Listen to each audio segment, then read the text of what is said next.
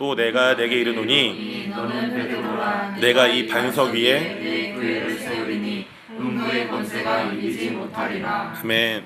오늘 저희가 나눌 주제는 사도행전적인 교회입니다. 사도행전적인 교회. 사도행전 많이 보셨죠? 사도행전 저도 엄청 봤습니다. 엄청 좋아합니다. 근데 웃긴 건 봐도 새로운 걸 많이 배웁니다. 봐도 새로운 걸 많이 배우는, 오늘도 새로운 걸 많이 배웠어요. 제가 사도행전 계속 읽고 사도행전에 대한 책들을 막 많이 보고 있는데 봐도 새로운 게 나와요. 사도행전은 정말 놀라운 말씀이죠. 놀라운 말씀이고요. 특별히 교회라는 단어가 복음서에 한번 나옵니다. 예수님의, 오늘 저희가 읽었던 이 말씀이 예수님이 교회에 대해서 예언하시는 거죠. 근데 예수님이 교회에 대해서 예언하시고 복음서에 교회가 등장하나요, 안 하나요? 안 합니다. 예를 들면 이런 거예요. 준혁 형제님, 제가 오늘 예언했어요. 예를 들어서 진짜 예언입니다. 여자친구가 생길 것입니다. 바로 오늘 생겨요? 아니에요. 이후에 생겨요. 좀 시간이 걸린다는 거죠. 왜요? 본인이 잘생겨질 시간이 필요한 거죠. 옷도 좀 더 이제 에스더처럼 입고. 이거 입을래요?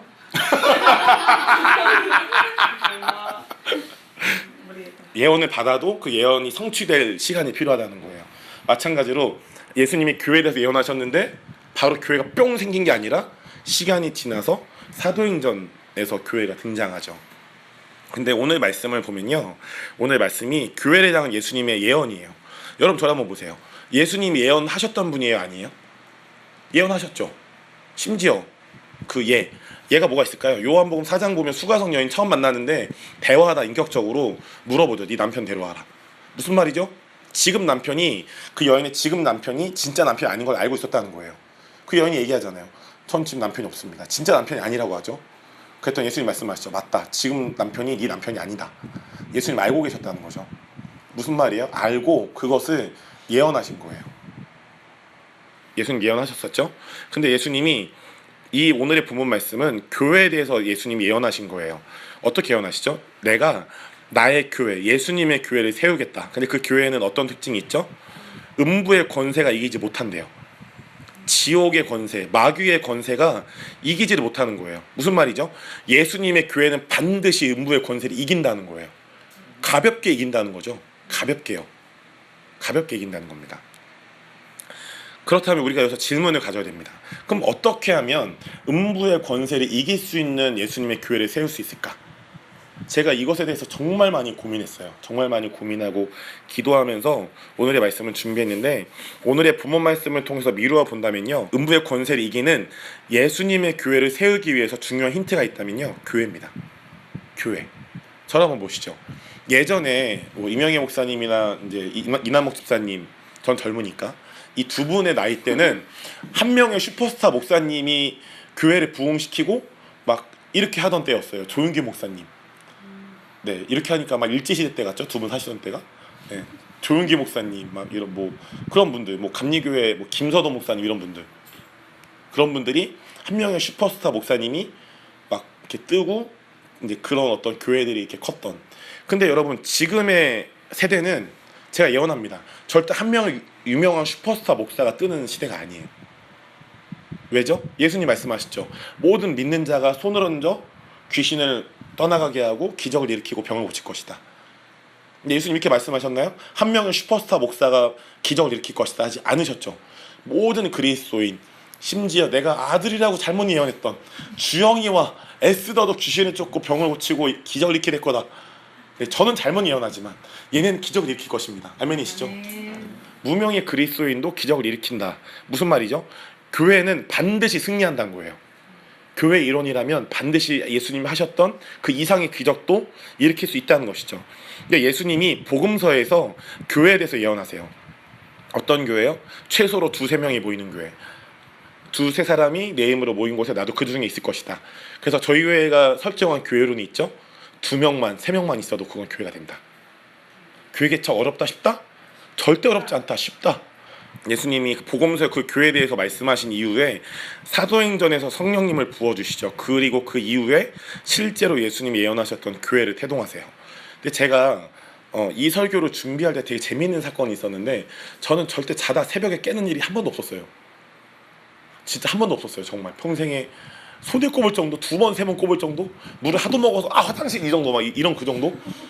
근데 제가 며칠 전에 잠을 잤는데 자기 전에 물을 많이 안 먹었고 저렇게 저기 주영이처럼 스트레칭도 안 하고 그냥 잤어요. 나 잘 거야 졸려 잤어요. 2시에 잤어요 설마. 심지어 새벽 2시에 잤단 말입니다. 근데 5시에 눈이 뿅 떠졌어요. 이건 기적이에요. 저는 평균 8시간을 잘 산 인간이거든요. 5시에 눈이 좀 펴진 거예요. 와. 근데 그때 든 생각, 맥모닝 먹고 싶다. 그래서 제가 맥모닝 먹으러 뛰어갔을까요? 안 뛰어갔을까요? 갔어요. 뛰어갔어요. 반바지 반팔 입고 유성온천역 맥도날드 뛰어갔어요. 비 오는 날 맥모닝 뛰어갔어요. 맥모닝 사들고 오는데 주님이 저한테 그런 말씀을 해주셨어요. 경로가 너 교회에 대해서 알고 있니? 아, 알고 있죠. 저 교회 개척했는데요. 주님 물어보셨어요. 너 교회에 대해서 아냐고.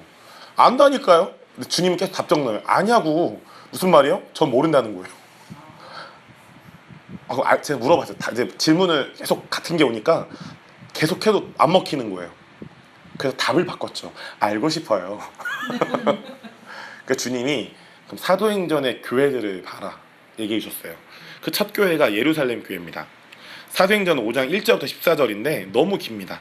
대략 내용은 그거에 너무 잘 아시는 말씀. 첫 장면은 아나니아 삽비라 장면 나와요. 보이시죠? 그리고 두 번째 장면은 그 12절부터 사도들의 손을 통해서 많은 기적들이 일어나요. 그리고 그 기적들을 통해서 주님께로 나아온 그 예수님 믿는 자들이 많아진다는 사건이에요. 요 사건들이 있는. 근데 이 사도행전 5장이요. 사도행전의 첫 번째 교회, 예루살렘 교회의 모습을 보여주는 장면입니다. 근데 사도행전에서 교회라는 단어가 가장 처음으로 등장하는 게 5장 11절이에요. 이때 교회라는 단어가 사도행전에 처음 등장합니다. 그런데 특별히 5장 1절부터 말씀의 흐름을 쭉 보면요. 사도인 베드로를 속이려고 했던 아나니와 삽비라 사건 나오고 말씀드린 대로 사도들의 손을 통해서 표적과 기사가 많이 일어나죠. 그리고 그 뒤에 보면 믿는 사람들이 사도들을 통해 연합하는 장면이 나옵니다. 자, 묻겠습니다. 사도행전 5장에 걸쳐 계속 등장한 한 단어는 무엇일까요? 사도입니다. 무슨 말이죠? 예수님이 예언하신 교회는 하나님께서 보내신 자, 이 사도라는 단어가 헬라어로 아포스톨로스, 원어로 보면 보냄받은 자입니다. 하나님의 목적과 부르심을 보냄받은 자. 즉 예수님이 예언하신 교회는 하나님께서 보내신 자들인 사도들이 교회의 기초가 된 교회였던 거예요. 근데 사도행전 11장 27절에 가면 이런 말씀이 있어요. 선지자들이 있었대요. 근데 선지자들이 처음에 어디 있었어요? 예루살렘 교회요. 그 어디로 파송이 됐죠? 안디옥 교회요. 자, 무슨 말일까요? 예루살렘 교회 첫 번째 뭐가 있었다고요? 사도가 있었어요. 두 번째 뭐가 있습니까? 선지자가 있어요. 자, 예수님이 예언하신 교회는 하나님이 보내신 자들인 사도들과 하나님의 마음과 부르심을 예언하는 자들인 선지자들이 교회의 기초가 된 교회였던 거예요. 그래서 사도 바울이 이것을 가지고 이렇게 말씀을 전하죠. 에베소서 2장 20절 보면 너희는 사도들과 선지자들의 터 위에 세우심을 입은 자라. 그리스도 예수께서 친히 모퉁이 돌이 되셨느니라. 뭐와 뭐의 터 위에 예수님이 교회를 세웠대요? 사도들과 선지자들의 터 위에요. 아멘이시죠? 자, 이제 이 흐름을 계속 잘 보세요. 자, 두 번째 저희가 볼 교회는 안디옥 교회입니다. 안디옥 교회. 자, 사도행전 11장 19절부터 27절까지 다 같이 읽어볼게요. 같이 읽겠습니다. 그때부터 시작. 그때 스데반의 일로 일어난 반난으로 말미암아 흩어진 자들이 베니게와 구브로와 안디옥까지 이르러 유대인에게만 말씀을 전하는데 그 중에 구브로와 구레네 몇 사람이 안디옥에 이르러 헬라인에게도 말하여 주 예수를 전파하니 주의 손이 그들과 함께하심에 수많은 사람들이 믿고 주께 돌아오더라. 예루살렘 교회가 이 사람들의 소문을 듣고 바나바를 안디옥까지 보내니 그가 이르러 하나님의 은혜를 보고 기뻐하여 모든 사람에게 굳건한 마음으로 주와 함께 머물러 있으라 권하니 바나바는 착한 사람이요 성령과 믿음이 충만한 사람이라. 이에 큰 무리가 주께 더하여지더라. 바나바가 사울을 찾으러 다소에 가서 만남에 안디옥에 데리고 와서 둘이 교회 1년간 모여있어 큰 무리를 가르쳤고 비로소 그리스도인이라 일컬음을 받게 되었더라. 그때 선지자들이 예루살렘에서 안디옥에 이르니. 네, 여러분, 안디옥 교회는요 복음이 확장되는 중에 태동된 교회예요. 아까 우리가 봤을 때 사도행전에 가장 처음 생긴 교회 이름이 뭐라고요? 예루살렘 교회. 자, 이 예루살렘 교회는 기억해두세요. 유대인 교회입니다. 유대인밖에 없었어요. 근데 이 안디옥 교회는요 재밌는 도시입니다. 이 안디옥의 도시 이름인 거 아시죠? 근데 사도 바울이 제가 연구해 보니까 교회를 개척할 때마다 그냥 아무데나 세우지 않았어요. 전략적 요충지에 세웠어요. 그 당시에 안디옥이라는 도시는 유대인과 이방인이 혼재되어 있는 도시였어요.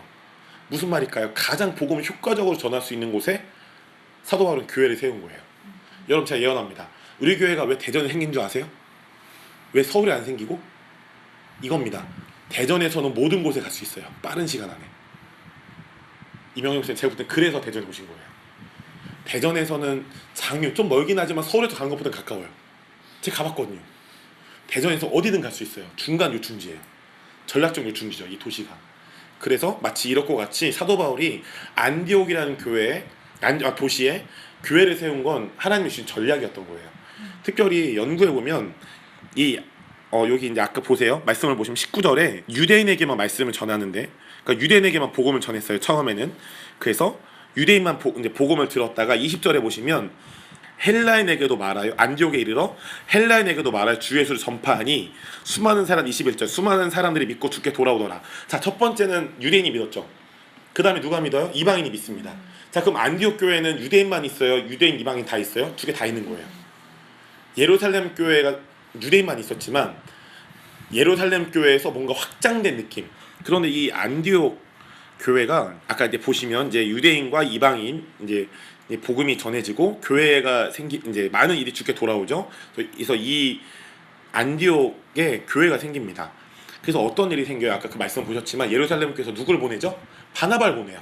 야, 바나바, 내가 널 파송할 테니까 이 안디옥 안디옥에 있는 사람들을 돌봐라. 바나바를 보냅니다. 바나바가 딱 가보니까 뭔가 어떤 필요들을 보게 돼요. 아, 이 사람들은 가르침이 필요하다. 그래서 누구를 다시가 데려오죠? 사울. 그렇습니다. 사울을 데려옵니다. 근데 이것도 전략적이에요. 자, 이 바나바가 사울을 찾고 데려옵니다. 다소에 가서, 그리고 다시 안디옥에서 데려오죠. 26절 보세요. 둘이 교회 1년간 모여서 큰 무리를 가르쳤대요. 근데 여러분, 이거를 연구해보면 일반 전통교회에서 이렇게 가르쳐요.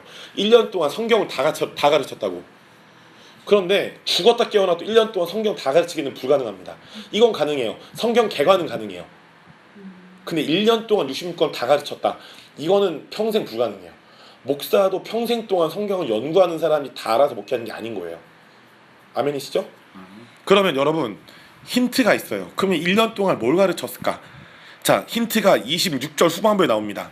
제자들이 안디옥에서 비로소 그리스도인이라 일컬음을 받게 되었더라. 여러분, 이 그리스도인이 영어로 크리스찬이에요.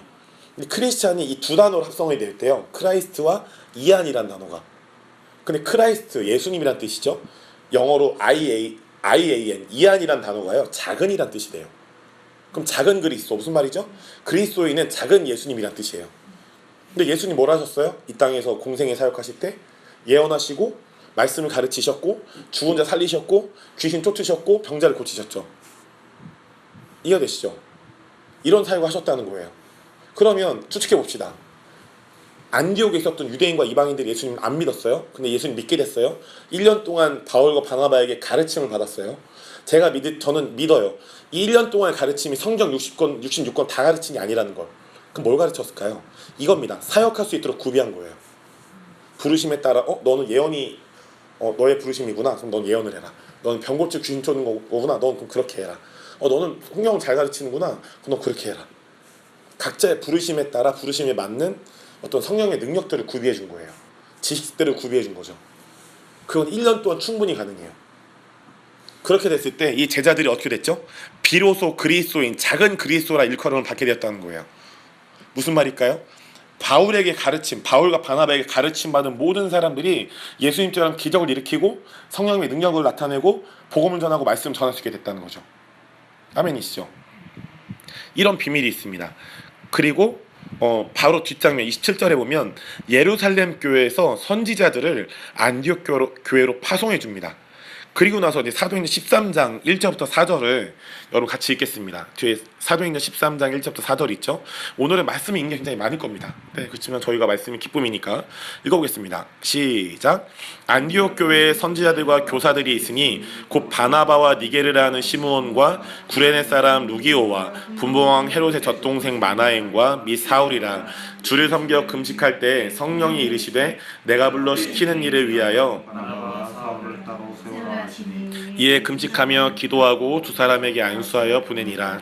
두 사람이 성령의 보내심을 받아 실루기아로 내려가 거기서 배 타고 구브로에 가서 여러분 아까 예루살렘 교회에서 이제 바나바와 바울을 보내서 1년 동안 그 안디옥 교회 성도들이 사역할 수 있도록 구비했죠. 사역할 수 있도록 구비했다. 1단계입니다. 그 2단계 그 교회에 어떤 사역이 좀 비어 있는 거예요. 무슨 사역이 비어 있었을까요? 선지자 사역, 예언 사역입니다. 그래서 예루살렘 교회에서 누구를 파송해 주죠? 선지자 팀을 파송해 줍니다. 그리고 나서 이 변화가 생깁니다. 그래서 안디옥 교회에도 뭐가 생깁니까? 선지자들과 교사들이 생깁니다. 자, 절 다시 보시죠. 정리. 예루살렘 교회 선지자들을 보내기 전에 바나바와 바울을 보내서 사역을 할 수 있도록 구비했어요. 그리고 예루살렘 교회에서 선지자 팀들을 파송해줬습니다. 그래서 예언 사역이 뭔지 가르쳤고 또 다른 선지자가 일어날 수 있도록 훈련시킨 거예요. 그랬을 때 그 결과로 13장이 나온 거죠. 안디옥 교회의 선지자들과 선지자 팀과 교사 팀이 생깁니다. 아멘이신가요? 성경에 나와 있죠? 그리고 세 번째 사역, 어떤 사역이 열리죠? 바나바와 바울이 이 안디옥 교회에서 파송이 됩니다. 근데 파송되기 전에 그럼 바나바와 바울이 어떤 그룹에 속해 있을까요? 13장이네요. 13장 1절 보시면 선지자들과 교사들이 있는데 처음에 누가 나와요? 바나바죠. 바나바가 선지자라는 거예요? 교사라는 거예요? 선지자예요. 그럼 교사는 뭘까요? 너무 잘 아는 사울인 거예요. 자, 저를 한번 보시죠. 자, 선지자는 바나바, 바울은 교사. 근데 이들이 이 교회에서 파송을 받죠. 자, 파송을 받았을 때 어떻게 바뀌나 볼게요. 밑에 보면 14장 1절이 있죠. 사도행전 14장 1절 같이 읽겠습니다. 시작. 이에 이고니온에서 두 사도가 함께 유대인의 회당에 들어가 말하니 유대와 헬라의 허다한 무리가 믿더라. 여러분 여기서 두 사도가 누굴까요? 바나바와 바울입니다. 자, 저를 한번 보시죠. 근데 아까는 뭐였어요? 이상하다. 바나바 선지자였는데 바울 교사였는데 왜 사도가 돼? 이거 잘못된 거 아니야? 문제가 있는 거 아니야? 자, 근데 이 두 사도는 바나바와 바울이죠. 자, 근데 왜 그럼 두 사도가 됐을까요? 아까 사도의 원어가 뭐라고요? 보냄받은 자. 하나님의 목적과 부르심 위에 보냄받은 자. 이 바나바 바울은 그 왜 보냄받았을까요? 단순합니다. 교회를 개척하기 위해서, 새로운 교회들을. 그리고 개척한 교회들을 네트워킹하기 위해서 보냄받았던 것이죠. 아멘이시죠? 자, 정리해 볼게요. 안디옥 교회도 예루살렘 교회처럼 사도와 선지자의 토대가 세워진 교회였고요. 그리고 안디옥 교회가 세워지기 위해서 원교회, 오리지널 교회인 예루살렘 교회에서 사역자들을 파송해 주었고 그 교회에 필요한 사역들을 구비해 주었습니다. 자, 이제 사도행전에 나온 세 번째 교회입니다. 많이 들어보셨죠? 고린도 교회. 자, 사도행전 18장 8절부터 11절을 다 같이 읽어볼게요. 읽겠습니다. 시작. 또 회장당 그리스도와 문집관과 더불어 주를 믿으며 수많은 고린도 사람도 듣고 믿어 세례를 받더라. 밤에 주께서 환상 가운데 바울에게 말씀하시되 두려워하지 말며 침묵하지 말고 말하라. 내가 너와 함께 있음에 어떤 사람도 너를 대적하여 해롭게 할 자가 없을 것이니 이는 이성 중에 내 백성이 많음이라 하시더라. 1년 6개월을 머물며 그들 가운데서 하나님의 말씀을 가르치니라. 아멘. 여러분 시간 순서대로 보면 예루살렘 교회 먼저 생기고 그 다음 안디옥 교회, 그 다음 고린도, 그 다음 에베소 교회가 태동됩니다. 이 고린도 교회는 사도행전의 세 번째 교회죠. 그런데 그 사도행전 11장에서 안디옥 교회가 생겼어요. 그리고 14장에 이 바울과 바나바를 사도로 파송하고요. 파송돼서 이제 기능하고요. 18장에서 고린도 교회가 태동됩니다. 여러분 그러면 이 고린도 교회도 앞에 예루살렘 교회, 안디옥 교회 같은 특징이 있을까요, 없을까요? 물론입니다. 있습니다. 특별히 그 밑에 보면 고린도전서, 이 고린도 교회 보내는 사도 바울의 서신이 있어요. 자, 이 서신을 제가 읽어드리죠. 하나님이 교회 중에 몇을 세우셨으니 첫째는 사도요, 둘째는 선지자요, 셋째는 교사요 나와 있습니다. 여러분 이 고린도전서 12장 28절은 그 당시 초대교회, 특별히 고린도 교회를 향한 사도 바울의 행정 구조예요. 지금 교회 구조, 지금의 교회 구조는 어떤 느낌이죠? 담임 목사, 부교육자, 평신도. 근데 이거는 성경적이 아니라고 말씀드렸습니다. 성경적으로 가려면 사도, 선지자, 교사가 돼야 됩니다. 그런데 잘 보세요. 이렇게 나눈 이유가 뭐였을까요? 단순합니다. 안디옥 교회를 경험한 바울이 있었기 때문이죠. 바울은 안디옥 교회에서 그 사도와 선지자와 교사의 행정 구조를 경험하게 되었기 때문이에요. 안디옥 교회 행정 구조를 다시 한번 묵상해 보면 안디옥 교회는 예루살렘 교회에서 파송된 선지자인 바나바 그리고 교사인 바울을 통해 태동되었고 그 안에서 새로운 선지자 팀과 교사 팀이 세워졌죠. 바나바 바울이 안디옥 교회에서 파송을 받아서 보냄받은 사도팀이 됩니다. 무슨 말이죠? 안디옥 교회는 사도, 선지자, 교사의 행정 구조를 가지고 있었다는 거예요. 그리고 안디옥 교회와 마찬가지로 바울이 1년 6개월 동안 고린도에 머물면서 여기 보면 하나님의 말씀을 가르친 거예요. 맞습니다. 그 말씀을 통해서 모든 성도가 사역할 수 있도록 구비해 준 겁니다. 1년 6개월이요. 아까보다 6개월이 늘었어요. 고린도 교회 성도들이 사역할 수 있도록 구비하며 가르친 겁니다. 아멘이시죠? 자, 그럼 에베소 교회를 보겠습니다. 자, 안디옥 교회에서 파송돼서 보냄받은 바울이 그 이후에 고린도 교회 이후에 에베소 교회를 세우죠. 특별히 안디옥 교회와 고린도 교회와 마찬가지로 바울이 에베소 교회를 세우고요. 얼마 동안 이들을 또 가르쳐요. 그럼 뭐 했을까요? 답은 뻔하죠. 에베소 교회 성도들이 모든 성도들이 사역할 수 있도록 하나님의 말씀을 통해서 구비한 거예요. 부르심에 따라 우리 주영이는 목사적 부르심이 있구나. 너는 정수를 잘 여는구나. 내면이 아픈 사람 치유하고 귀신 잘 쫓는구나. 그럼 너는 그렇게 할 수 있도록 내가 가르쳐줄게. 에스더는 우리 아들 에스더 예언을 잘하는구나. 환상을 잘 보는구나. 그래 내가 너 잘 보게 해주겠다 우리 아들아. 이런 느낌이죠. 부르심에 따라 하나님의 말씀을 가지고 가르친 것입니다. 사실 훈련시킨 거예요. 그런데 그 구비한 게 밑에 나오죠. 바울이 회당에 들어가 석 달 동안 담대히 하나님 나라에 관하여 강론하며 권면하되 그리고 어떤 사람들은 마음이 굳어 순종하지 않고 무리 앞에서 이 도를 비방하거늘 바울이 그들을 떠나 제자들을 따로 세우고 두란노 선에서 날마다 강론하니라. 나왔죠? 훈련시킨 거예요. 에베소에서. 근데 에베소 교회 행정 구조를 보면요. 고린도 교회 때와 다른 특징이 있어요. 여러분이 에베소서 4장 11절 12절 읽어주시죠. 같이 읽어주세요. 시작. 어떤 사람은 사도로 어떤 사람은 선지자로 어떤 사람은 복음 전하는 자로 어떤 사람은 목사와 교사로 삼으셨으니 이는 성도를 온전하게 하여 봉사일을 하게 하며 그리스도의 몸을 세우려 하심이라. 여러분 아까 고린도 교회까지는 사도, 선지자, 교사까지 등장했죠. 근데 에베소 교회부터는 복음 전도자랑 목사가 추가됩니다. 아멘이시죠? 성경에 있는 얘기 제가 하고 있죠. 근데 여러분 왜 추가됐을까요? 하필이면 왜 에베소 교회에서 무슨 필요가 있길래? 여러분 이런 이유가 있을 거라고 생각이 됩니다. 바울이 아마도 예루살렘 교회에서 파송된 이후에 안디옥 교회를 세우죠. 그 안디옥 교회에서 다시 파송됩니다. 그래서 고린도 교회와 에베소 교회를 세우고 여러 교회들을 세워요.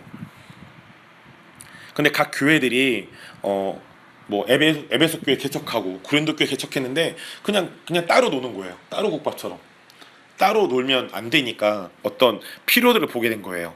그래서 바울이 각 교회들이 개체적으로 남아있지 않고 유기적으로 연합되기 위해서 연합적인 필요를 보게 되었고 또 각 교회의 목양적인 필요와 선교적인 필요를 보게 된 것이죠. 여러분 저를 보세요. 교회가 가족이죠. 맞습니까? 근데 동시에 병원이죠. 맞습니까? 근데 군대기도 하죠. 맞습니까? 근데 하나로만 치우치면 문제가 생기죠. 사도 바울은 균형을 봤던 거예요. 가족이지만 병원이어야 되고 군대여야 된다. 무슨 말이죠? 가족같이 친근해야 되고 내면의 상처를 치유해서 성숙하게 만들어줘야 되고 또 이들이 각자 사역하고 열방 땅끝까지 복음을 전하고 하나님 나라를 확장하고 교회들을 개척할 수 있도록 해줘야 된다. 그게 군대 개념이죠. 그 필요들을 보게 된 겁니다. 그래서 사도 바울 자신은 사도로서 각 교회들을 연합해서 네트워킹 하는 데 주력하는 대신 교회들의 목양적인 필요를 채워주게 하고 목사들을 세워서 자신과 다른 부르심을 가진 목사들을 세워서 교회의 목양적 필요를 채워주게 하고 복음 전도자들을 세워서 교회 선교적 필요를 채워주게 한 거예요. 특별히 이 사도 바울이 그동안의 교회 개척틀을 통해서 하나님께 배운 것들이 계속 확장된 것이죠. 그래서 에베소 교회에서 오중사역이라는 형태의 교회 행정 구조를 정립하게 된 겁니다. 여러분 저를 한번 보시죠. 그리고요 제가 연구해 보니까 에베소라는 도시가요 다른 도시와 달리 태양신, 특별히 여신을 섬기는 최고의 우상, 그러니까 진짜 최악의 도시였던 거예요. 도시 자체가 우상들로 가득한 도시. 근데 사도 바울이 고린도 교회도 아니고 빌립보 교회도 아니고 에베소 교회에서 복음 전도자라는 목사를 태동한 건 하나님 나라의 복음을 더 역동적으로 전하기 위해서 세웠다고 믿어요. 이 에베소 도시의 그 태양 아데미 여신. 그래서 이 아데미 여신이 우상인데 어떤 역할을 했죠? 이 우상을 섬기는 사제들이 다 몸을 파는 창녀였어요. 무슨 말이죠? 종교가 어떤 문화적인 부분에 연결이 되는 거예요. 또 종교가 그 당시 에베소 교회 사람들 정치인과 연결이 됩니다. 이게 많은 것과 연결이 돼요. 우상 숭배가. 그럼 사도 바울은 무슨 말이죠? 그냥 복음 전해서 그냥 다 예수님 믿게 하는 게 끝나는 게 아니라 이 도시와 지역과 특별히 나라와 열방 땅끝까지 사도 바울은 개혁하고 싶었던 거예요.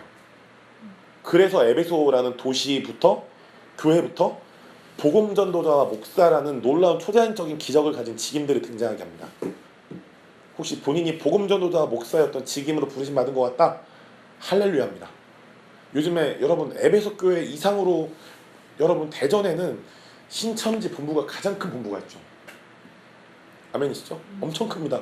나중에 원하시면 같이 대전 투어 한번 하시죠. 아까 제가 목사님과 주영이랑 대전 시티 투어를 했습니다. 주영이가 잘 감격하지 않는데 뭐건데 갔더니 우와! 그랬어요. 이렇게 맛집이 많다니. 침신된 수도원인데. 다음에 여러분 신천지 그 궁궐을 한번 보시죠. 여러분 또 얼마나 이단들이 많습니까? 근데 본인의 부르심이 목사 복음 전도자다. 그러면 100%예요. 아, 나는 진짜 복음을 가지고 이 이단들과 싸워야겠구나. 복음을 전해서 성도들을 더 치유해서 더 기적을 일으켜서 내가 하나님 나라의 복음을 전해서 기적을 일으켜서 지역과 도시와 나라와 열방까지 그냥 변화시켜버려야지. 씹어 먹어버리는 거죠. 근데 여러분 교회사를 연구해보면 오중사역이 정립되었던 에베소 교회가 있던 에베소에 교회사에서 찾아볼 수 없는 전무후무한 부흥이 있었대요. 자, 로버트 하이들러라는 목사님이 믿음의 방패라는 책에서 이런 글을 썼어요. 당시 에베소 사람들은 교회가 본 중에 가장 큰 부흥을 경험했다. 근데 여러분 부흥이 뭐죠? 예수님의 교회를 통해 음부의 권세가 꺾이고 하나님의 영광이 온 지역과 도시와 나라와 열방이 가득하게 되어서 하나님의 승리가 나타났다는 거예요. 여러분 에베소 기억하시나요? 크다 아데미 여신이여 사람들이 외쳤죠. 우상 섬기는 사람들이. 그래서 바울이 어떻게 해요? 더 큰 기적을 일으켜버려요. 그러니까 그 사람들이 더 이상 우상을 섬기지 못하고 우상을 섬겼던 그 재정의 비율이 꺾여버립니다. 실제로 지역과 도시가 트랜스포메이션 돼버려요.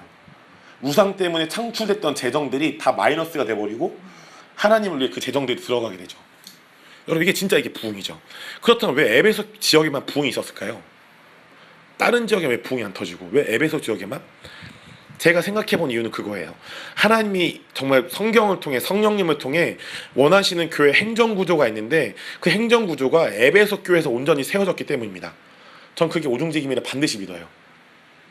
즉 우리가 예수님의 교회 음부의 권세를 가뿐하게 이기는 자들의 교회가 되기 위해서는 사람이 원하는 교회 행정구조가 아니라 하나님이 원하시는 교회 행정구조를 장착할 때 하나님의 원리대로 하나님이 부흥과 승리를 주실 수밖에 없는 거예요.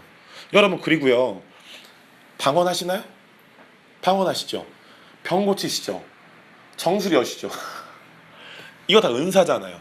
근데 여러분 그 신학 중에 그런 신학이 있어요. 사도행전 시대 이후로 모든 은사와 성령 역사가 종결됐다. 이게 은사 중단론 신학이죠. 그러면 우리가 방언하고 병 고치면 큰일 나는 거예요. 이 신학에는 안 맞는 거잖아요. 근데 이 신학은 성경적 근거가 전혀 없습니다. 근데 자 생각해보세요. 성경의 말씀대로 성령 역사가 안 끝났다면 당연히 지금도 방언과 병 고치는 은사, 가르침의 은사, 성령의 여러 역사들과 은사들이 지금도 계속 되겠죠. 그럼 마찬가지로 여러분 성령의 역사가 사도행전 시대 이후로 끝나지 않았다면 지금도 사도, 선지자, 복음전도자, 목사와 교사의 이 오중직임의 은사는 없어지지 않았다는 거예요. 그렇죠? 여러분 성경을 믿으시죠? 성령의 모든 역사와 은사들이 성령의 역사들이 끝나지 않았다면 그럼 지금도 반드시 사도의 은사와 선지자의 은사를 받은 사람들이 있다는 것입니다. 자, 그런데 교회사로 접근해 볼까요? 제가 이런 글을 써놨어요. 이것을 손가락으로 비유한다면 원래 하나님의 손가락은 5개인데 지금의 교회는 복음전도자, 교사, 목사만 쓰고 있다는 것이죠. 자, 이걸 한번 교회사로 접근해 보겠습니다. 로버트 하이들러와 척비어스라는 목사님이 쓰신 사도적 교회라는 책이 있는데 자, 이 책을 좀 이렇게 참고해 봤습니다. 여러분 저를 한번 보세요. 정리해 드릴게요. 이제 여러분 저를 보시고 여러분 사도행전 교회 시대가 있고요. 그리고 배우셨을 수도 있겠지만 콘스탄틴 대제라는 왕이 있어요. 그 공의회를 이제 소집한 그 왕. 이게 두 번째 시대고, 세 번째가 마틴 루터, 칼빈 이런 사람들이 활약했던 종교개혁교회 시대. 네 번째가 현대교회, 지금 우리가 살고 있는 시대예요. 그런데 여러분 사도행전 교회 시대를 한번 좀 보시겠어요? 같이 볼게요. 여러분 사도행전의 교회는요 건물이 없었던 거 아시죠? 어디서 모였죠? 모두 가정에서 모이는 가정교회 구조였고 도시마다 가정교회 네트워크들이 존재했어요. 여러분 에베소 교회는 에베소 교회 건물 하나 딱 있는 교회가 아닙니다. 몇십 개, 몇백 개, 몇천 개의 가정교회 네트워크 연결되어 있는 그 가정교회 네트워크 에베소 교회예요. 빌립보 교회, 뭐 고린도 교회 다 그렇습니다. 데살로니가 교회 다 그런 구조인 거예요. 지금의 교회 구조와 많이 달라요. 두 번째, 교회 사도, 선지자, 복음전도자, 목사와 교사가 오중직임이 존재했죠. 그리고 목회자와 성도의 구분이 없이 모든 성도가 다 사역자였습니다. 그렇기 때문에 교회를 통해 초자연적인 이적과 기적들이 활발했대요. 여러분 제가 초대교회사를 연구해 보니까 초대교회 교부가 이런 글을 쓴 걸 제가 찾아냈어요. 초대교회에서는 모든 성도가 기도를 통해 죽은 자를 살리는 것이 일상이었다. 일상이었대요. 그냥 일상이었대요. 우리가 만나면 박경호 목사님 또 아직 개그 안 해. 맨날 그러네. 일상. 무슨 말이죠? 초대교회 때는 그냥 아들이라 불리는 에스더와 주영이가 그냥 제가 아재 개그 하는 것처럼 전 힘 안 들이고 아재 개그 하잖아요. 힘 안 들이고 죽은 자 막 살리는 거예요. 일상이었다는 것이죠. 그러나 여러분 이 시대 때는 로마 국가로 인해서 그리스도인들에게 종교 탄압이 심했습니다. 심했죠. 그래서 사도행전에 보면 예루살렘 교회에 박해가 생겨서 12사도 말고는 다 도망가 버리죠. 그 당시에 박해가 있었다는 것이에요. 근데 여러분 근데 콘스탄틴 교회 시대로 넘어가면 이 모든 것들이 무너져 버립니다. 어떤 교회사를 저술한 분은 이 시대를 암흑기 시대라고 얘기했던 분이 있어요. 암흑기의 교회 시대다. 진짜 암흑이다. 빛이 없다. 어느 정도인지 한번 볼게요. 콘스탄틴이라는 왕이 있었는데 이 왕이에요. 왕이 회심을 합니다. 원래는 이 사람이 이제 보겠지만 미트라라는 이방신을 섬기는 이제 이방신 섬기는 거 쉽게 말하면 이단이죠. 그런 사람이었는데 회심해서 예수님 믿는 건 아니고 기독교를 로마의 국교로 승인해 버립니다. 근데 이 사람이 어떻게 로마의 국교로 기독교를 선포하게 됐냐면 글을 써놨어요. 읽어드릴게요. AD 312년에 로마 제국의 두 라이벌이었던 콘스탄틴과 막센티우스는 로마 제국의 왕자를 차지하려고 투쟁하고 있었다. 누가 왕이 될지 막 이렇게 싸웠다는 거예요. 전투를 준비하면서 콘스탄틴은 불안하였는데 그 이유는 막센티우스가 비술, 그러니까 마술인 거죠. 초자연적인 능력을 가지고 이제 능력을 보이는 거예요. 그러니까 하나님의 능력이 아닌 거죠. 마귀의 능력을 가지고 진짜 막 그런 능력을 보이는 거예요. 비술의 거장이라는 것을 듣게 되었고 그래서 이제 초자연적인 도움을 구하기 위해서 콘스탄틴이 기도하기로 결심한 거예요. 근데 콘스탄틴은 역사를 연구해 보면 크리스찬이 아닙니다. 이방신을 섬기는. 그래서 이 콘스탄틴은 자기가 가장 좋아하는 신이었던 페르시아 태양신 미트라에게 기도합니다. 자, 예수님께 기도한 거예요? 아니면 이방신에 기도했어요? 이방신에게 기도했어요. 뭐라 나와 있죠? 태양신 미트라. 이방신입니다. 근데 교회사에 따르면 콘스탄틴이 태양신 미트라에게 기도할 때 환상을 봅니다. 태양 옆 하늘에 있는 불타는 십자가가 나타난 환상을 보았고 이 십자가로 정복하라는 음성을 듣게 됩니다. 그래서 콘스탄틴은 이 승리의 상징으로 십자가를 취해요. 그래서 어떤 전쟁을 일으키죠? 우리가 알고 있는 전쟁, 십자군 전쟁을 일으킵니다. 근데 이 십자군 전쟁이 좋은 열매가 있어요? 없어요? 하나도 없어요. 다 학살해버렸어요. 좋은 열매가 하나도 없죠. 그래서 전투에서 이겼고 그리고 이제 콘스탄틴이 이렇게 외쳐요. 이제 나는 그리스도를 따르는 자가 되었다. 그래서 왕이 됩니다. 근데 여러분 제가 써놨죠. 콘스탄틴은 진정한 그리스도인이에요? 아니에요? 아니에요. 이교도예요. 우상을 섬기는 무슨 신이요? 태양신 미트라. 자, 이걸 보시고 계속 보겠습니다. 이 콘스탄틴이 왕이 되고 나서 가정교회를 불법화하게 됩니다. 그럼 그 이후에 무슨 일이 생기죠? 오중직임도 없애버려요. 근데 왜 그렇게 하죠? 오중직임을 통해서 각 가정교회에서 기적과 이적들이 일어났죠. 누굴 통해서? 모든 성도들을 통해서. 모든 성도들을 통해 죽은 자들이 살아나는 기적이 일어나는 게 일상이었다. 초대교부의 글. 그런데 이런 것들을 통제할 수가 없으니까 가정교회를 콘스탄틴이 불법화시키고 오중직임 없애버립니다. 그리고 뭘 하냐? 로마 제국에 걸쳐서 교회 장소를 위한 웅장한 성전을 짓습니다. 여러분 저를 보시죠. 교회는 예수님을 구원자와 주인으로 믿는 자들의 모임입니까? 아니면 그냥 건물입니까? 전자죠. 근데 우리가 이것 때문에 속임을 받는 거예요. 교회는 건물이구나. 이때부터 속임을 받는 거예요. 웅장한 성전을 지었죠. 뭘 위해서? 교회 장소를 위해서. 그리고 가정에서 계속 모였던 사람들에게 혹독한 처벌을 내리겠다고 위협하면서 결과적으로 가정교회 오중직임 없애버렸죠. 왜냐하면 기독교인들의 교회 행정 구조인 오중직임을 콘스탄틴이 싫어했어요. 이런 거예요. 로마인들은 굉장히 이성적인 사람, 엘리트였어요. 그러다 보니까 이 로마인의 행정적인 사고로 보았을 때 오중직임은 너무 느슨해 보이는 거예요. 그러니까 교회를 성직자와 평신도의 권력적인 구조로 그때부터 콘스탄틴이 만들어버려요. 여러분, 성경이 어디에도 성직자와 평신도가 나오지 않습니다. 주님, 문 좀 닫아줄래? 성경이 어디에 봐도 성직자와 평신도라는 단어는 등장하지 않습니다. 근데 이 단어 누가 만들어요? 콘스탄틴이 만듭니다. 여러분, 절 보시죠. 여러분이 성도들이 목사님들, 사역자들 보고 와, 우리 목사님 사랑하고 존경해야지, 너무 좋은 거죠. 그런데 이상한 비성경적인 구조 있잖아요. 목사가 위고 사역자가 위고 평신도는 아래다. 여러분, 이 권위적인 구조는, 이 수직적인 구조는 성경적이지 않습니다. 모두가 틈을 이뤄 사역하는 게, 모든 성도가 예수님 안에서 틈을 이뤄서 사역하는 게 성경적인 구조인 것이죠. 권위주의적인 구조가 언제부터 생겨요? 이때부터 생기는 거예요. 비성경적인 구조가. 뭐 때문에 만들어요? 정치적인 이유 때문에. 이때부터 비성경적인 교회행정 구조 생성과 비성경적인 단어를 사용해버리죠. 여러분, 절대로 평신도라는 단어 쓰지 마세요. 모든 사역자, 모든 예수님 믿는 사람은 성도예요. 목사도 성도고, 전도사도 성도고, 선교사도 성도고, 우리 두 아들들도 성도예요. 할렐루야. 네. 넘어가 보면 콘스탄틴은 자신의 웅장한 성전 안에 새로운 종류의 예배를 도입합니다. 그래서 뭘 하냐? 로마에 있는 이교도 신전의 양식을 본떠서, 여러분 잘 보세요. 교회 성도들이 침묵하면서 지켜보는 가운데 성스러운 예식을 거행하는 전문 성직자들을 교회가 고용합니다.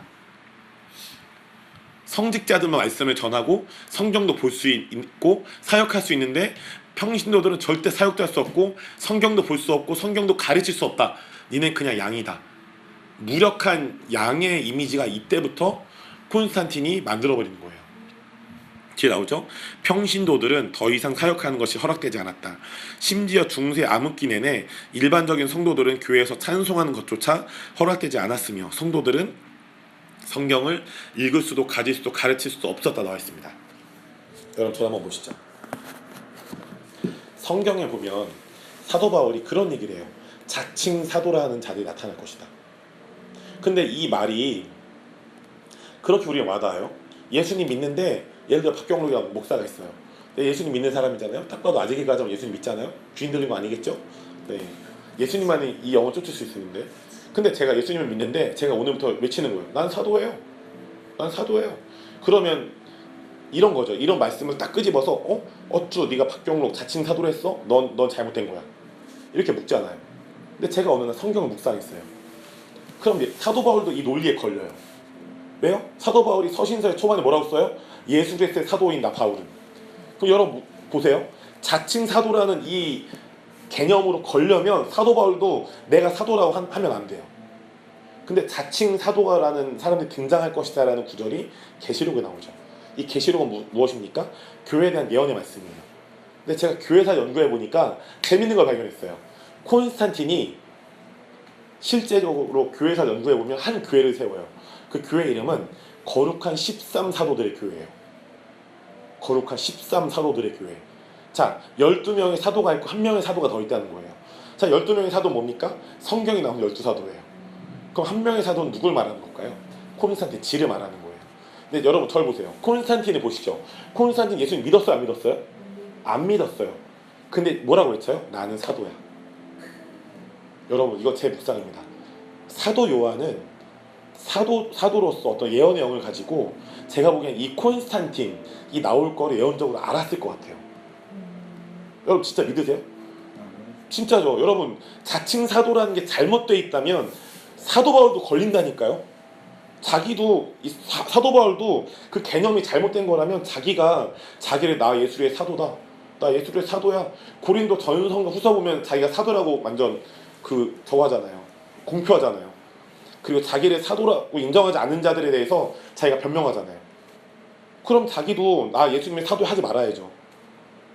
근데 그 자칭 사도는 콘스탄틴 같이 이교도를 믿는데 내가 사도야, 이런 이상한 인간들이 나올 것을 사도 요한은 왠지 알았던 것 같아요. 예언적인 영으로. 그래서 계시록에 쓴 거죠. 자칭 사도라는 자들이 시험할 것이다. 여러분, 제가 이 얘기를 왜 하는 줄 아십니까? 사도적인 사람 지금도 있어요. 사도 인사를 받은 사람 지금도 있다는 거예요. 그래서 이런 거죠. 예수님 믿는데 나 사도적 부르심이 있어. 이거는 그 성경이 말하는 자칭 사도랑 다르다는 얘기예요. 제 말은. 자칭 사도가 되려면 콘스탄틴이 돼야 돼요. 아멘이시죠? 그래서 우리가 성경 잘 알아야 됩니다. 자, 세 번째, 종교개혁 교회 시대입니다. 여러분, 마틴 루터를 통해서 종교개혁이 일어납니다. 할렐루야, 종교개혁 일어나요. 그래서 어떻게 되죠? 성경의 권위가 회복되고요. 모든 이들이 성경을 가질 수 있도록, 볼 수 있도록, 가르칠 수 있도록 회복됩니다. 그리고 성직자와 평신도의 구조를 박살내버리는 만인제사장, 뭐죠? 우리 모두가 사역자다, 예수님 믿는 모두가 사역자다 라는 개념을 주장하게 됩니다. 그리고 하나님이 종교개혁을 시작으로 해서 시대마다 점진적으로 사도행전적인 교회를 회복하기 시작합니다. 여러분 절 보세요. 근데 제가 교회사도 연구했어요. 그러면 왜 지금 보면 일반적인 교회는 목사가 최고 리더잖아요. 사도가 최고 리더가 아니에요. 왜 이렇게 됐지? 근데 교회사 연구했어요. 루터가 성경의 권위를 회복했지만 사도행전적인 교회는 몰랐던 거예요. 그래서 성직자라는 단어가 평신도가 성경이 없는 단어네. 그래서 성직자를 대체할 단어를 성경에 찾아보기 시작했대요. 근데 하필이면 목사라는 단어를 채택해서 성직자라는 단어, 교회 최고 리더를 의미했던 성직자 대신 목사를 쓰게 됩니다. 여러분 저를 보시죠. 제가 연구해봤습니다. 목사라는 단어는 성경에 몇 번 나올까요? 에베소서 4장 11절에 처음 등장합니다. 그리고 그 이후에도 등장하지 않아요. 신약에는. 그런 단어가 등장하긴 하죠. 목자장이신 예수 그리스도. 근데 이거는 좀 다른 의미일 수 있어요. 목사란 단어는 에베소 4장 11절에 처음 나옵니다. 자, 주영이 묻겠습니다. 사도란 단어는 신약 성경에 몇 번 등장할까요? 대략 몇 번? 87번 등장합니다. 자, 에스더 자매님, 에스더 형제님, 선지자란 단어는 몇 번 등장할까요? 127번입니다. 목사는 단 한 번. 복음전도자 3번. 무슨 말이죠? 목사란 단어는 한 번밖에 등장하지 않아요. 근데 루터는 너무 개혁을 잘했지만 다 장단이 있어요. 참고로 침례교는 루터를 깝니다. 이 사람은 어떤 성경의 권위는 잘 회복을 시켰지만 이 사람은 교회를 몰랐다는 거예요. 이해가 되시죠? 저도 동의합니다. 완전 동의해요. 왜 하필이면 목사란 단어를 썼을까? 이해가 되시죠? 근데 감사한 건 현대교회 시대 넘어가죠. 현대교회 시대 때 1700년에 하나님이 교회를 각성케 하시고 교회의 거룩함과 성화가 필요하다는 것을 알게 하십니다. 그래서 목사적 사역을 회복시키시죠. 1900년대 초기 하나님은 성령의 능력을 회복하기 시작하시죠. 복음전도자라는 어떤 직임들을 회복하기 시작하세요. 그리고 20세기 이때부터 일련의 다양한 영적 운동이 있었고 각 운동이 교회 생활의 다양한 측면을 회복시키죠. 특히 오순절 운동, 이 오순절 운동이 찰스 파엠이라는 그 목사님으로 시작해서 방언이 열리게 되는 어떤 교회사의 운동이에요. 이것을 기점으로 오중직임 중에 복음전도자, 교사, 목사가 회복하게 되죠. 여러분 그런 목사님 이름 들어보셨나요? 이분 항상 이름이 헷갈리는데 에반 로버츠 말고 미국의 조영기 목사님이랑 친한 아무튼 있어요. 네, TV쇼 다 등장하시는 그분, 돌아가신 그분이 복음전도자로 나와 있죠. 그리고 빌리 그레암. 네네, 빌리 그레암. 에반 로버츠 헷갈렸어요. 제가. 빌리 그레암 복음전도자. 그 지금도 복음을 전해서 몇 천 명, 몇만 명 돌아오게 하는 라이나한트 본케 이런 분들 엄청난 복음전도자죠. 그래서 여러분 보시면 밑에 제가 써놨어요. 오순절 운동은 방언 은사를 회복합니다. 치유 운동은요 치유사를 회복하고요. 은사주의 운동은 성령 은사를 회복합니다. 예언과 선지자 운동은 예언 은사 회복과 선지자 직임 회복시키죠. 사도 운동은 사도 직임 회복시킵니다. 그런데 지금은 여러분 이 시즌에 들어와 있어요. 성도 운동입니다. 모든 성도가 오중직임을 사역하는 사역자라는 개념을 회복하는 운동이에요. 지금 성도 운동의 시대입니다. 여러분 그렇기 때문에 우리 킹스콜링 교회도요 이것에 대한 비전을 주님께 받았었어요. 그리고 이것을 더 적극적으로 보일 겁니다. 사도행전적인 교회로서 우리 교회가 성령님의 감동을 받아 쓰여진 하나님의 말씀과 성령님께 순종함으로써 오중사역의 사도행전적인 교회로 나아가려고 해요. 그래서 여러분, 우리 교회와 우리 교회를 통해 개척된 스쿨처치들이 담임 목사, 부교육자, 성도의 행정이 아니라 모두 오중사역의 행정 구조로, 팀 구조로 개척되고 운영될 것입니다.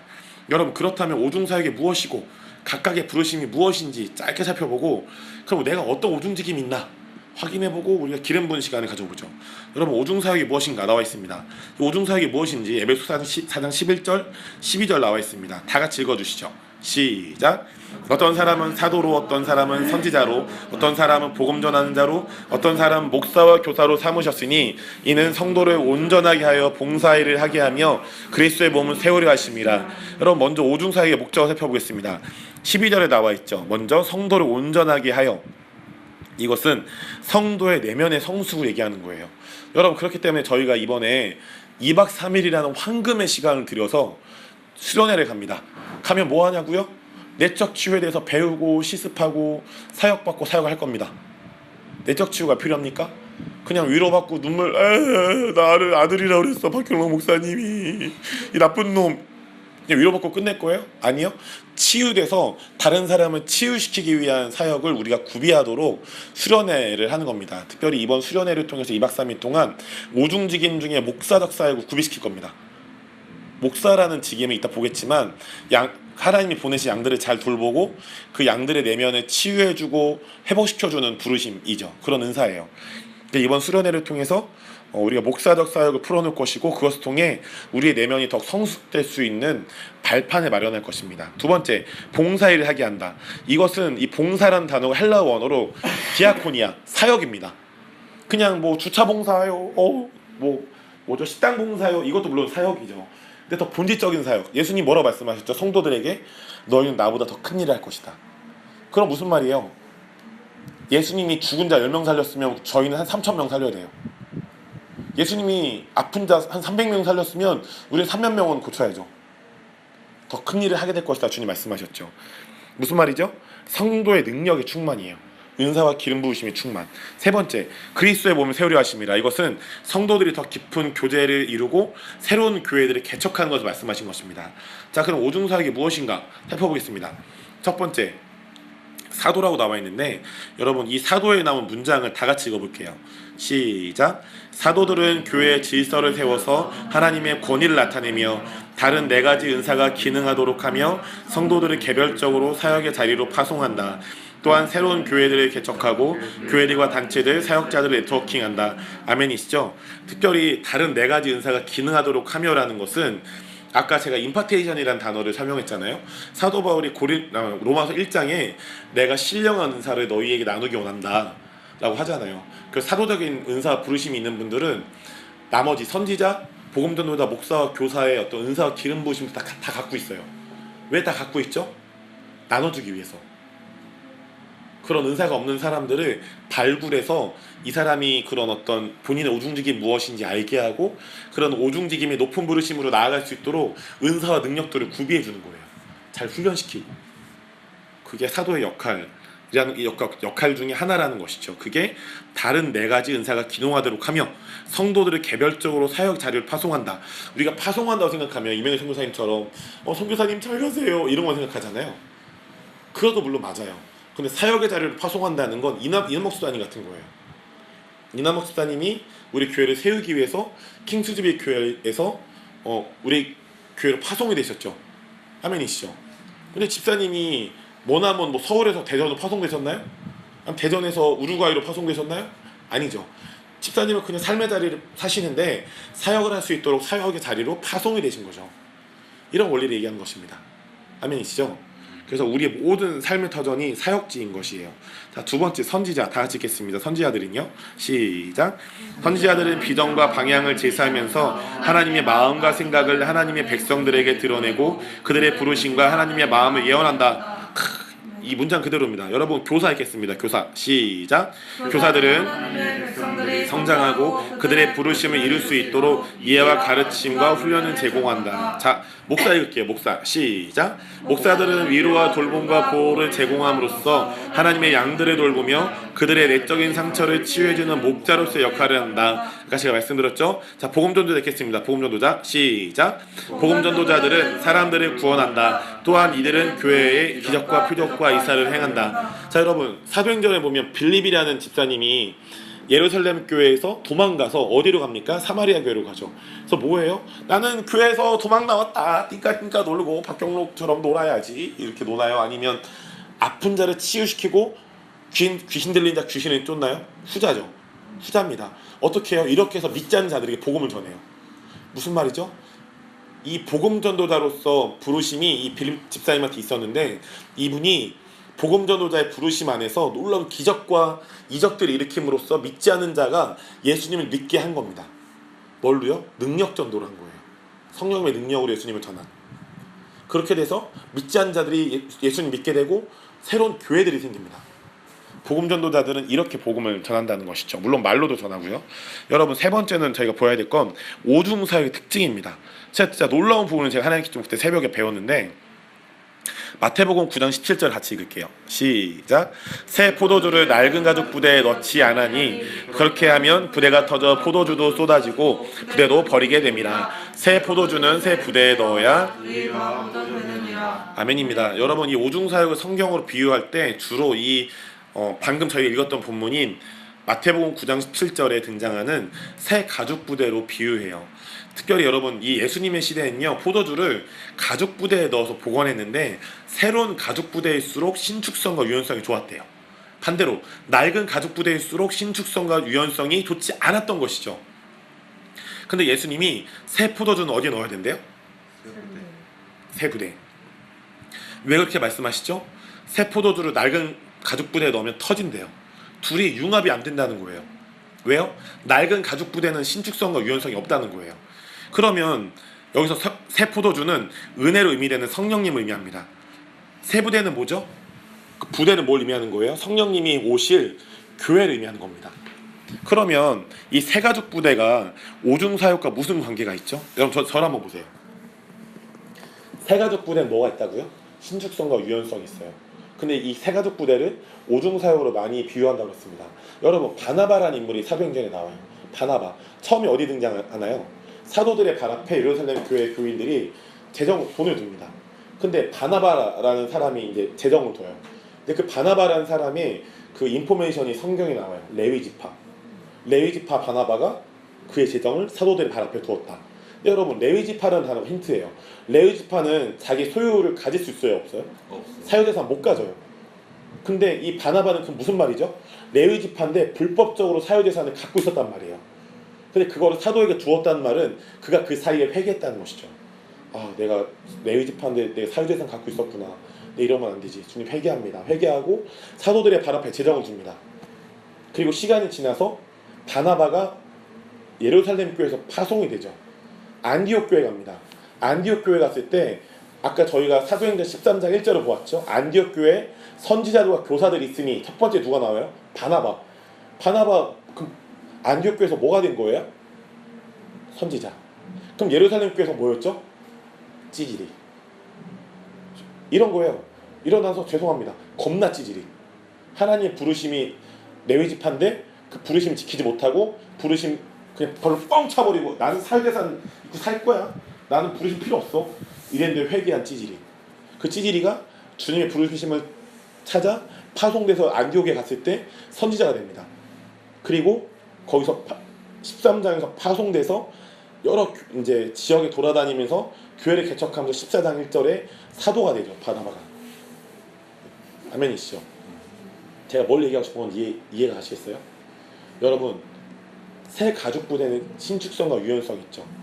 이 새 가죽 부대를 왜 오중사역으로 의미하냐고요? 오중사역은 영적 유연성이 있다는 거예요. 한 명의 부르심이 영원히 그걸로 끝나지 않는다는 거예요. 영적 유연성과 신축성이 있다는 것이죠. 근데 여러분 절 보세요. 제가 재밌는 걸 발견했어요. 그때 새벽에 맥모닝을 먹으면서 주님이 저한테 진짜 말씀해 주셨어요. 공로가 성경에 목사라는 직임을 가진 성경의 인물이 등장하니? 신약에 등장해요? 바울 직임 뭐였어요? 교사, 사도.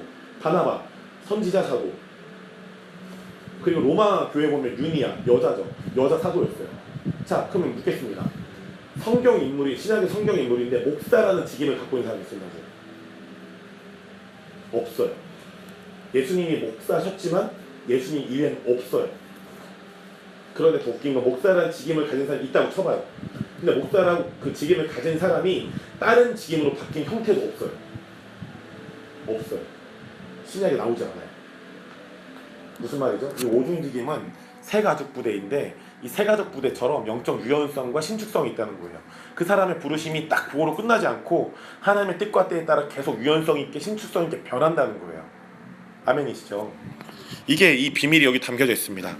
그러니까 여러분, 그래서 세가족 부대로 비유되는 오중사역이 하나님의 때와 뜻에 따라 영적 유연성이 있지만 최고 리더가 목사로 비유되는 목양적 교회, 지금의 교회인 것이죠. 목양적 교회에는 영적 유연성이 부족하다는 뜻이에요. 여러분, 그렇기 때문에 예수님이 새 포도주를 낡은 부대에 넣을 수 없다고 말씀하셨던 것이죠. 여러분, 우리 교회는요, 제가 단언코 얘기하지만 반드시 단연코 절대로 낡은 부대로 돌아가지 않을 겁니다.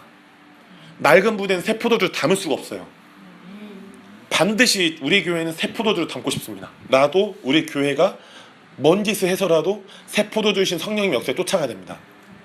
그게 아니라면 우리는 그냥 또 옛날 낡은 교회, 우리의 성경과 성령님의 역사보다 인간의 전통과 경험을 위에 둬버리는 교회가 되는 것이죠. 바리새인들의 교회가 돼버리는 거예요. 이기는 자들의 교회가 아니라 적당히 패배하고 타협하는 교회가 돼버리는 것이죠. 이 교회가 될 때부터 예수님이 원하지 않으세요. 예수님이 에베소 교회 말씀하시죠. 너희 첫사랑을 버렸어. 처음 사랑을 버렸다고 에베소 교회 말씀하시죠. 계시록의 말씀 기억하시죠? 처음 사랑의 마음을 떠났다. 여러분, 우리 교회가 깨어있는 교회, 이기는 자들의 교회가 되려면 저는 반드시 믿습니다. 오중사역의 교회가 되어야 됩니다. 그리고 우리 모두가 오중사역 안에서 정렬되어져야 하고 성직자와 평신도의 이상한 권위주의 구조를 빠개버리고 부숴버리고 우리가 주님 안에서 예수님만이 우리의 최고 리더시죠. 우리는 그 다 부르심 은사 안에서 한 팀이 되면 되는 거예요. 그래서 하나님 나라를 확장시키면 되는 거죠. 그래서 스쿠처치도 그런 개념은 더 개척할 겁니다. 여러분, 이거 하면 충분해요. 그래서 이것이 여러분 교회 사역을 위한 하나님의 계획이었어요. 그래서 우리가 여러분 새로운 교회들을 개척하기 위해서 당임 목사, 설교자, 찬양 인도자가 필요한 게 아니라 오중 사역자들이 필요한데 여러분 모든 성도들 한 가지 이상의 오중짐을 갖고 있습니다. 그렇기 때문에 모든 성도가 교회를 개척할 수 있고요. 그렇기 때문에 모든 성도들이 사역자들로서 구성된 교회는 음부의 권세를 가뿐히 이기고 하나님의 나라를 확장하게 됩니다.